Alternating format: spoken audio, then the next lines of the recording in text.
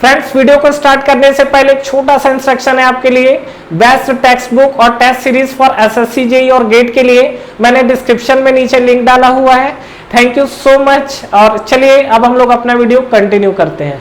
आइए, इस वीडियो में हम लोग बात करने वाले हैं रिवर्स ब्रेटॉन साइकिल। जो आपने ब्रेटॉन साइकिल का नाम सुना होगा, तो यहाँ पर हम लोग जो बात कर रहे हैं वो रिवर्स ब्रेटॉन साइकिल की बात करेंगे, उसका वर्किंग देखेंगे और उसके अलावा उसका हम लोग जो सीओपी होता है उस सीओपी का डेरिवेशंस देखेंगे, कैसा डेरिवेशंस होता है और फाइनली कंक्लूजन निकलकर आपका क्या आता है।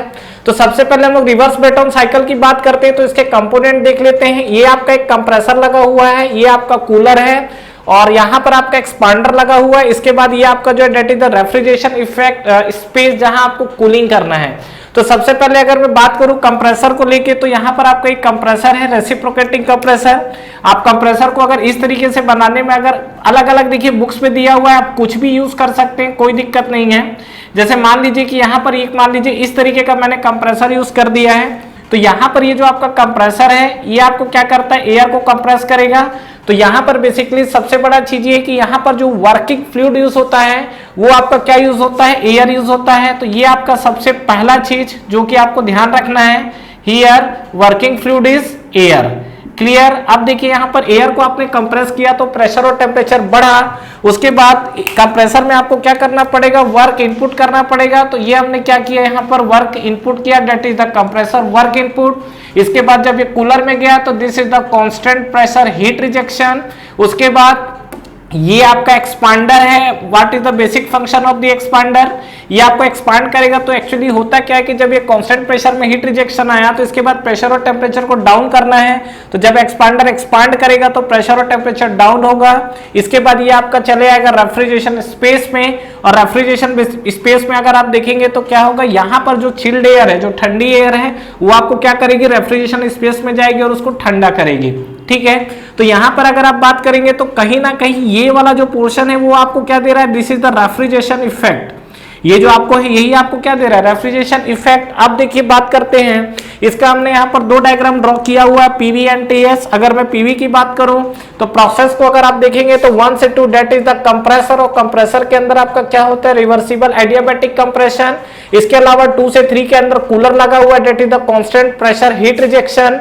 3 से 4 आपका एक्सपांडर लगा हुआ और जस्ट आइसेंट्रोपिक एक्सपांडर है। तो रिवर्सिबल एडियाबैटिक को हम लोग क्या बोलते हैं, आइसेंट्रोपिक एक्सपांडर। और नेक्स्ट आपका 4 to 1 है, that is the refrigeration effect. और यहां पर आपको क्या दिख रहा है, this is the constant pressure heat addition.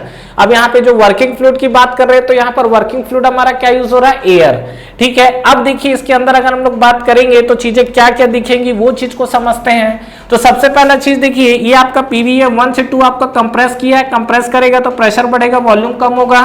Next आपका 2 से 3 that is the constant pressure heat rejection. जब हीट रिजेक्ट करेगा तो वॉल्यूम आपका क्या होगा, कम होगा। 3 to 4 आपका क्या, रिवर्सिबल एडियाबैटिक एक्सपांशन। एक्सपांशन में प्रेशर डाउन जाएगा, वॉल्यूम बढ़ेगा। और 4 to 1 क्या है आपका, कांस्टेंट प्रेशर हीट एडिशन। ठीक है। और उसके बाद नेक्स्ट आप बात करेंगे टीएस डायग्राम में, तो नो डाउट जब हम लोग हीट को ऐड करते हैं तो एंट्रोपी बढ़ती है। तो यहाँ पर 1 से 2 आपका आइसेंट्रोपिक है, रिवर्सिबल एडियाबैटिक मतलब isentropic, that is the entropic constant.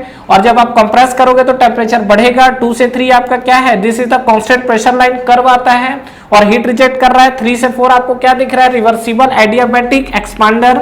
Expand में जाएगा तो reversible adiabatic, that is the isentropic, temperature को डाउन करेगा। और 4 to 1 आपका जो है कांस्टेंट प्रेशर हीट रिजेक्शन है। तो 4 to 1 this is the constant pressure heat rejection. Clear है।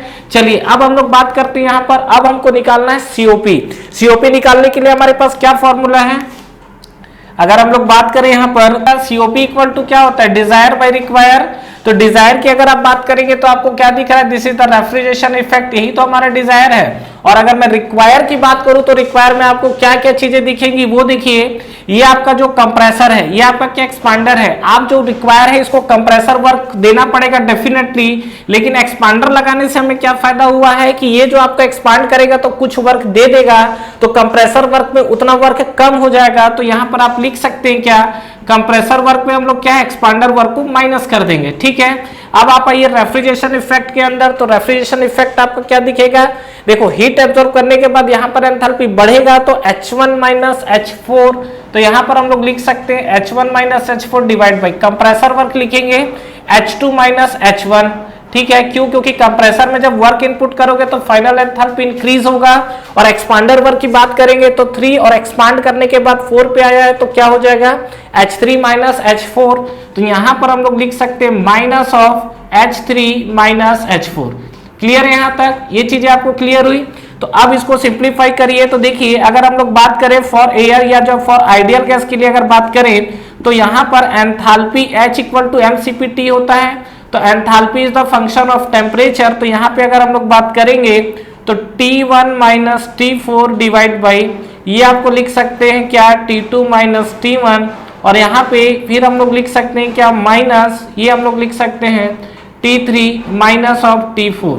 क्लियर है यहाँ तक?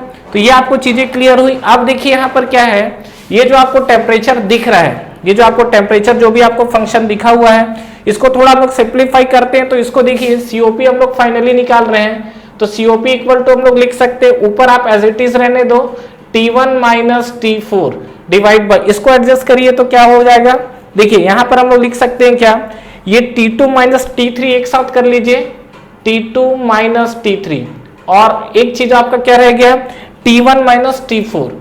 T1 यहाँ पे आपको क्या है, कुछ माइनस साइन लेना पड़ेगा आपको। तो एक काम कीजिए, पहले तो हम लोग देखो ये T1 माइनस माइनस प्लस हो जाएगा T4, तो यहां पर एक काम करो माइनस ले लो। अब हम इसको लिख सकते हैं T1 माइनस T4। ये कहानी समझ में आया? माइनस ऑफ T1 होगा, देखो माइनस ऑफ T1 आ रहा है, और माइनस माइनस प्लस ऑफ हो जाएगा क्या, T4। क्लियर है यहां तक?